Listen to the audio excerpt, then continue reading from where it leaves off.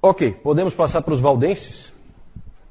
Agora vamos para um capítulo bem melhor, né? Porque as cruzadas não estão com nada. Vamos falar dos valdenses. Quem foram os valdenses? Os valdenses gostam de falar da primeira reforma. A primeira reforma, na cabeça deles, aconteceu 300 anos da que a gente considera, 300 anos antes daquela que a gente considera a reforma. Eles gostam de falar da primeira reforma e da segunda reforma. E nós temos que entender o contexto do século XII, quando surgem os valdenses.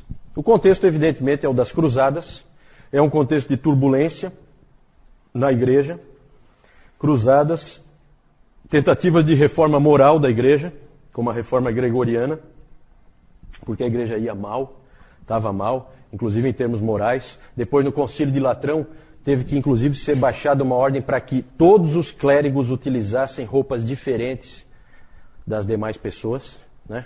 Por quê? Para identificá-los quando eles iam no prostíbulo, quando eles iam na jogatina, nesse tipo de coisa. Então, para que minimizasse isso, então eles tinham que se vestir diferente o tempo inteiro das outras pessoas por ordem do Concílio de Latrão, porque não tinha como controlar a imoralidade que tinha dentro da igreja. Então, um momento bastante ruim.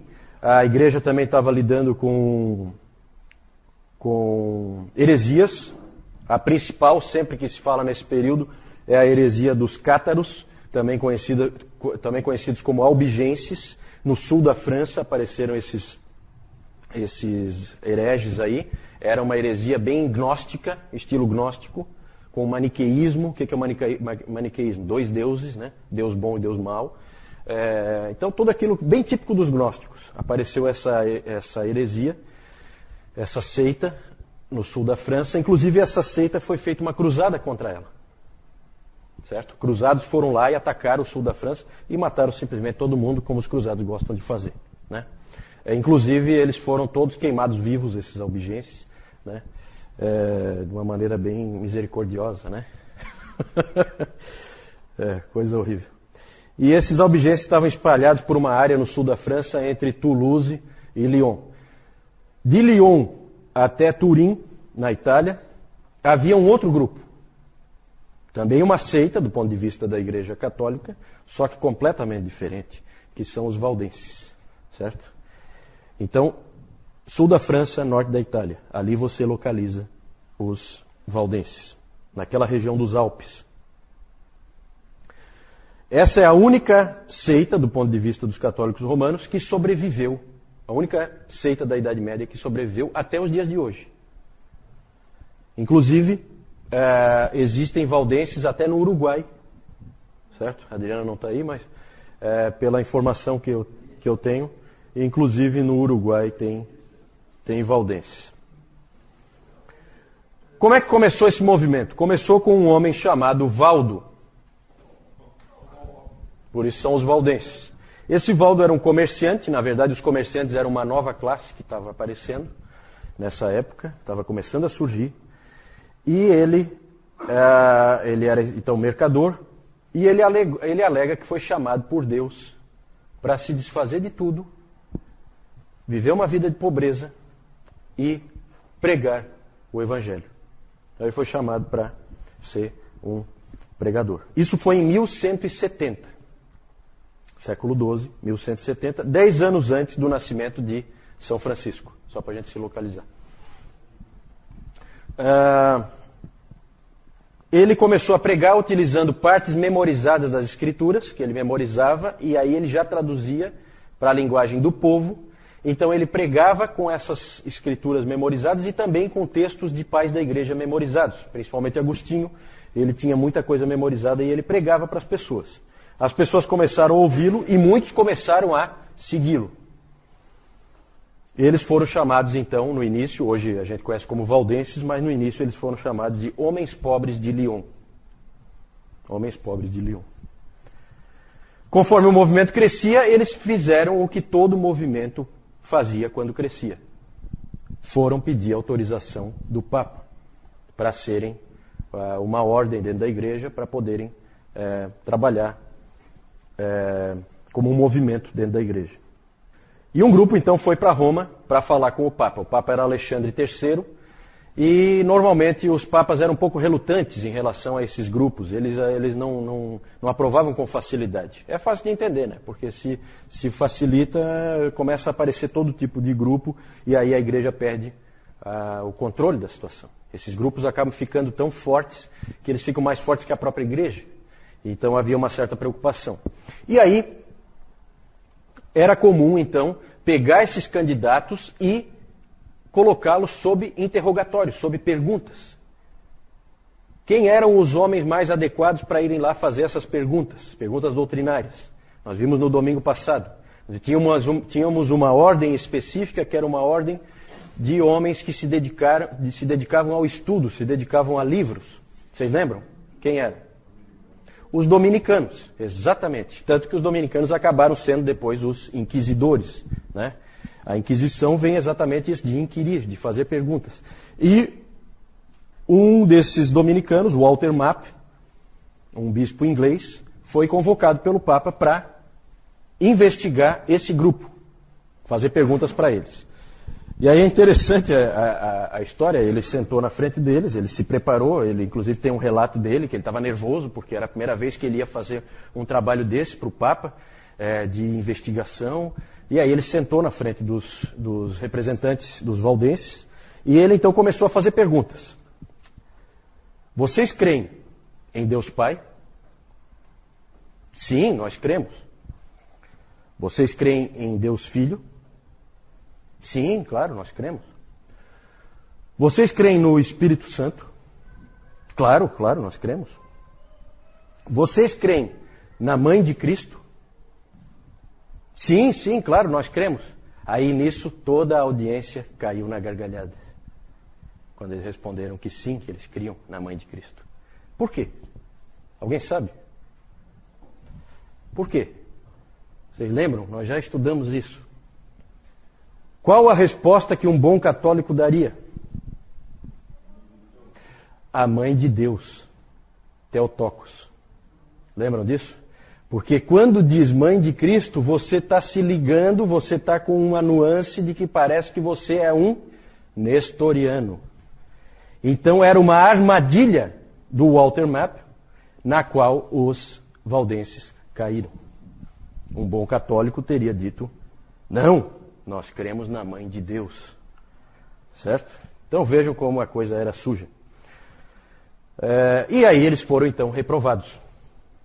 O Papa não se importava nem um pouco se eles queriam ser pobres. Pode ser pobre o que quiser, mas não pode pregar. Então, estavam proibidos de pregar.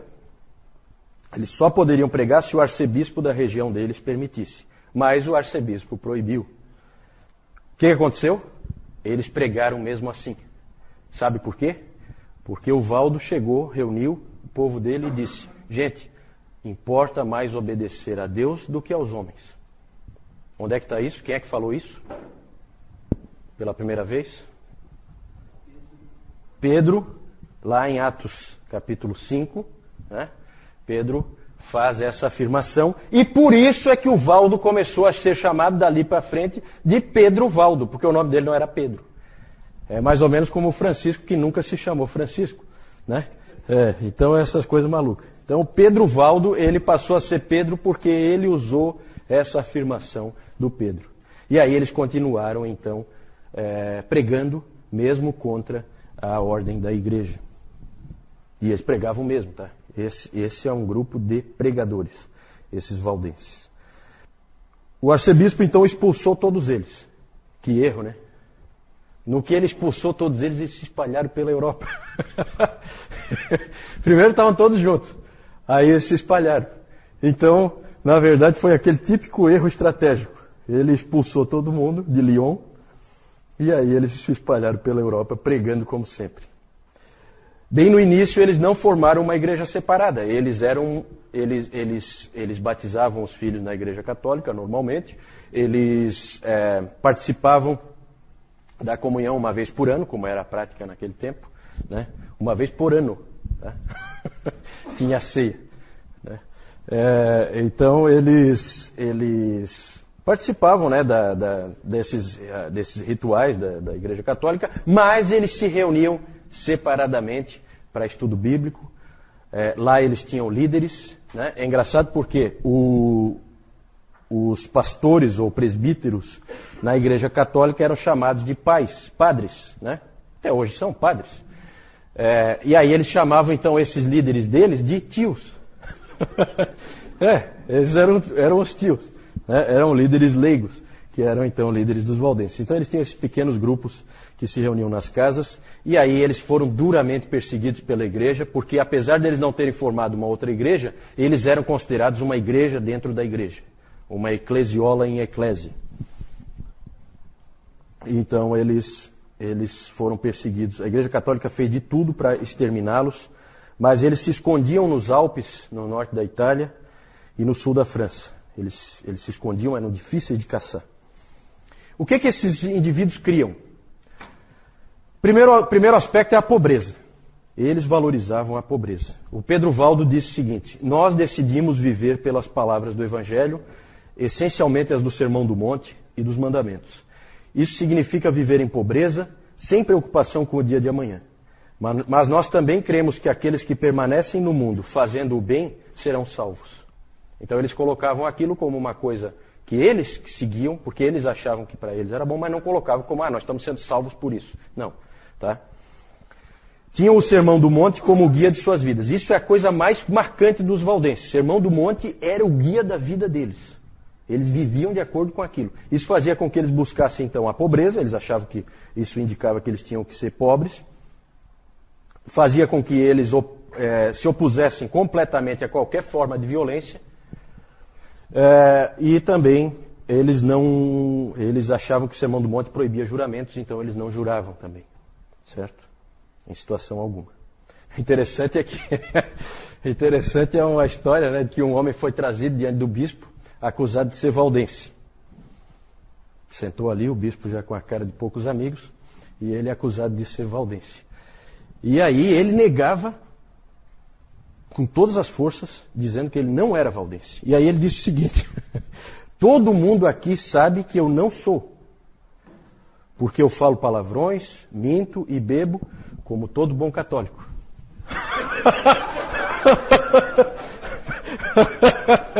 Essa é uma história interessante. A história é interessante. Eu acho que ele escapou. Não sei se complicou ou não sei se piorou a situação, mas acho que ele escapou. Os valdenses tinham um apreço enorme pela palavra de Deus. Para eles, a palavra de Deus era a regra de fé e prática. Então começa, gente, a aparecer aqui os primeiros sinais da reforma. A reforma não apareceu do dia para a noite. Não foi um homem que fez a reforma. Não se iludam quanto a isso. Isso é um castelo que vai sendo construído. Certo? Cada um dá a sua contribuição. O outro e o cara que vem no final constrói em cima dos que já vieram antes. É assim que funciona. Depois nós vamos falar mais disso, porque hoje é muito legal esse nosso encontro. Hoje é o nosso 5º encontro. E é muito bacana porque nós vamos começar a chegar para onde Deus queria levar o seu povo, para perto da palavra. E com esses valdenses isso começou. Começamos a ir para perto da palavra com eles. Eles então, o que eles faziam? Eles traduziam, ensinavam e pregavam a palavra, porque para eles a palavra era tudo. Então eles tinham esse esforço. Outro aspecto. Aí tem uma questão muito interessante sobre eles. Nas perseguições, gente, era muito comum, vinham aqueles agentes do Papa e prendiam os valdenses e aí tomavam as escrituras que eles tinham e jogavam tudo fora, queimavam, né? As traduções que eles tinham nas mãos, era tudo destruído. Então eles começaram a fazer o seguinte: eles fugiam para os Alpes e eles se combinavam entre si de que cada família decoraria um livro da Bíblia. Então cada família era encarregada, a família como um todo era encarregada, diante dos outros, de decorar um livro das Escrituras. Certo? Vinham, eles eram atacados e coisa, perdiam qualquer coisa que eles tinham escrito, aí eles se reuniam novamente e escreviam de novo, baseado no que cada família tinha para dizer. Isso é uma coisa impressionante. E como é que aconteceu os salmos? Ah, não sei, aí não sei. Tinha que pegar uma família grande, né? Para os salmos, eu acho que tinha que ser uma família grande. Então é realmente impressionante o que esses indivíduos faziam pelo amor que eles tinham à palavra de Deus. Outro aspecto é a pregação leiga. Esse era um povo que pregava. Eles criam que todo cristão tem que conhecer a palavra de Deus. E se ele conhece a palavra de Deus, ele é capaz de pregá-la. Então, todos eles pregavam, né? Todos eles tinham condições e eram capazes de pregar. Então, era um movimento difícil de você controlar. Nessa época, os padres não sabiam nada da palavra. Era um desastre, né? Os padres era assim, era um momento da igreja o pior possível, esse período que antecede a chegada da reforma. E esses indivíduos conheciam a palavra como ninguém. Então eles impressionavam as pessoas e eles pregavam por todo canto e a igreja oficial não tinha com o que responder. Também eles rejeitavam o sistema sacramental da igreja oficial, né? O material aí que o João entregou para vocês vai falar desse sistema sacramental. Depois nós vamos chegar nisso aí. Eles rejeitavam, para eles só tinha 2 sacramentos. Mais ou menos a ideia deles era como a dos reformadores. Você tem a ceia do Senhor e o batismo como as únicas determinações do nosso Senhor em termos de sacramentos. Quanto à igreja, os valdenses rejeitavam o que eles chamavam de constantinianismo. Constantinianismo. Eles diziam que a igreja oficial é a cara do Constantino. Não tem nada a ver com o Novo Testamento, né? Dentro daquela ideia de que a igreja romana nada mais é do que um fantasma do Império Romano, né? Com toda a sua pompa, a sua hierarquia, os seus jogos de poder, né? O que tem aquilo ali a ver com o Novo Testamento? Nada. E os valdenses perceberam isso perfeitamente. Para eles aquilo tinha tudo a ver com Constantino, o imperador. Nada com o Novo Testamento, nada com Jesus Cristo. Quando chegou a reforma, gente, para encerrar essa parte dos valdenses, quando chegou a reforma, os reformadores de Genebra, Calvino e companhia, uma equipe foi lá falar com os valdenses lá no norte da Itália. Foram procurar eles. Inclusive o Guilherme Farrell, depois nós vamos ver quem é ele, alguns sabem, o Guilherme Farrell foi lá, junto com uma comitiva, conversar com eles, e ali então os valdenses se integraram à reforma.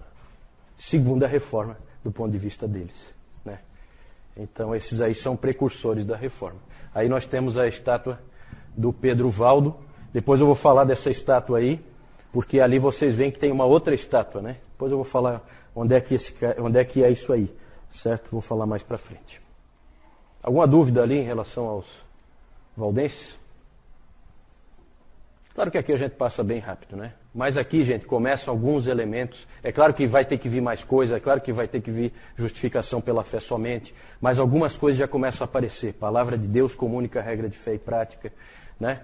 Tudo isso aí é novo, tudo isso aí não existia, né, ao redor das pessoas.